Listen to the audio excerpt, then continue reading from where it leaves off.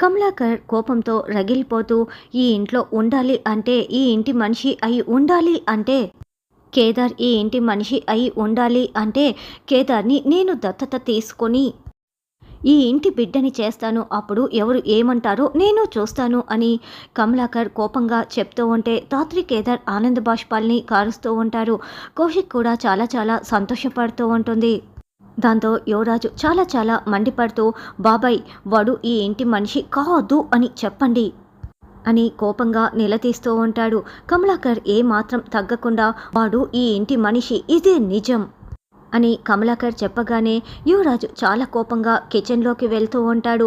అబ్బుడా ఎక్కడికి అని వైజయంతి నిషి ఇద్దరు కంగారు పడుతూ ఉంటారు. యువరాజు ఒక కత్తిని తీసుకొచ్చి బాబాయో నేను ఈరోజు తేలిపోవాలి అని కత్తి చూపిస్తూ ఉంటాడు.